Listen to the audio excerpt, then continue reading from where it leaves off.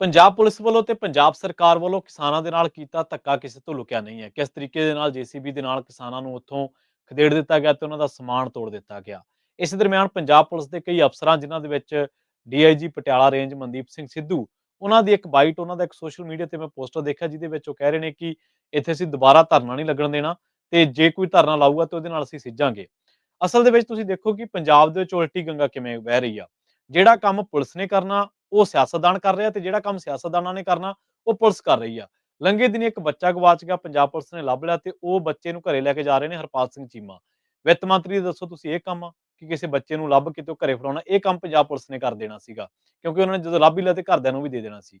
ਜਿਹੜਾ ਕੰਮ ਸਿਆਸਤਦਾਨਾਂ ਨੇ ਕਰਨਾ ਕਿ ਉਹਨਾਂ ਨੇ ਬਾਰਗੇਨਿੰਗ ਕਰਨੀ ਸੀ ਜਾਂ ਉਹਨਾਂ ਨੇ ਵਿੱਚ ਪੈਣਾ ਸੀ ਕਿਸਾਨਾਂ ਦੇ ਨਾਲ ਜਾਂ ਕਿਸਾਨਾਂ ਦੇ ਨਾਲ ਖੜਨਾ ਸੀ, ਉਹ ਕੰਮ ਹੁਣ ਪੁਲਿਸ ਕਰ ਰਹੀ ਆ ਵੀ ਅਸੀਂ ਮੀਟਿੰਗਾਂ ਵੀ ਅਸੀਂ ਕਰਾਂਗੇ ਤੁਹਾਡੇ ਨਾਲ ਤੇ ਤੁਹਾਨੂੰ ਦੱਸਾਂਗੇ ਵੀ ਅਸੀਂ ਕਰਨਾ ਕੀ ਆ ਤੇ ਫਾਈਨਲ ਜਿਹੜਾ ਰਿਜ਼ਲਟ ਆ ਲਾਅ ਐਂਡ ਆਰਡਰ ਨੂੰ ਲੈ ਕੇ ਉਹ ਵੀ ਅਸੀਂ ਦੇਖਾਂਗੇ ਤੇ ਦੱਸਾਂਗੇ ਤੇ ਕਰਾਂਗੇ ਅਪਲਾਈ ਕੀ ਹੋ ਸਕਦਾ। ਸੋ ਕੁੱਲ ਮਿਲਾ ਕੇ ਇਉਂ ਲੱਗਦਾ ਵੀ ਜਿਵੇਂ ਪੰਜਾਬ 'ਚ ਸਰਕਾਰ ਨਾਂ ਦੀ ਕੋਈ ਚੀਜ਼ ਨਹੀਂ ਹੁੰਦੀ, ਪੁਲਿਸ ਆਪਣੇ ਤਰੀਕੇ ਨਾਲ ਹੀ ਕੰਮ ਕਰ ਰਹੀ ਆ। ਇਸੇ ਪੁਲਿਸ ਦੀ ਛਤਰ ਛਾਇਆ ਹੇਠ ਪੰਜਾਬ ਦੇ ਵਿੱਚ ਲੰਘੇ 4 ਮਹੀਨਿਆਂ ਦੇ ਦੌਰਾਨ 14 ਧਮਾਕੇ ਹੋਏ ਨੇ। ਬੀਬੀਸੀ ਦੀ ਇੱਕ ਰਿਪੋਰਟ ਦਾ ਮੈਂ ਹਵਾਲਾ ਤੁਹਾਨੂੰ ਦੇ ਦਿੰਦਾ। ਉਸ ਰਿਪੋਰਟ ਦੇ ਮੁਤਾਬਕ 28 ਨਵੰਬਰ ਤੋਂ ਲੈ ਕੇ 16 ਮਾਰਚ ਤੱਕ ਪੰਜਾਬ ਦੇ ਵਿੱਚ ਇੱਕ ਤੋਂ ਬਾਅਦ ਇੱਕ ਵਾਰਦਾਤਾਂ ਹੋਈਆਂ ਨੇ। ਗੁਰਬਖਸ਼ ਨਗਰ ਅੰਮ੍ਰਿਤਸਰ ਦੇ ਵਿੱਚ ਪੁਲਿਸ ਚੌਕੀ ਤੇ ਹਮਲਾ, 4 ਦਸੰਬਰ ਨੂੰ ਮਜੀਠੀਆ ਪੁਲਿਸ ਥਾਣੇ ਦੇ ਬਾਹਰ ਹਮਲਾ ਧਮਾਕਾ, 12 ਦਸੰਬਰ ਨੂੰ ਪੁਲਿਸ ਥਾਣਾ ਘਣੀਏ ਕੇ ਬਾਂਗਰ ਤੇ ਦੇਰ ਰਾਤ ਨੂੰ ਹਮਲਾ ਹੋਇਆ।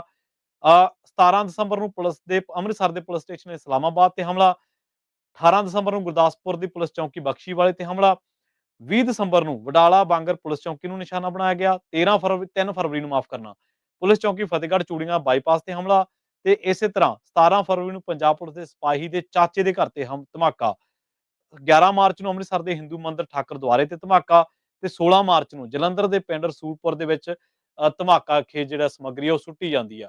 ਇਹ ਸਾਰੀਆਂ ਵਾਰਦਾਤਾਂ ਨੇ ਜਿਹੜੀਆਂ ਪੰਜਾਬ ਪੁਲਿਸ ਨੂੰ ਅਕਾਊਂਟੇਬਲ ਕਰਦੀਆਂ ਨੇ। ਪਰ ਇਹਨਾਂ ਦਾ ਕੰਮ ਕੀ ਆ ਵੀ ਮਾਤੜ ਕਿਸਾਨਾਂ ਦੇ ਦੇਰ ਰਾਤ ਨੂੰ ਕਰਕੇ ਹਮਲੇ।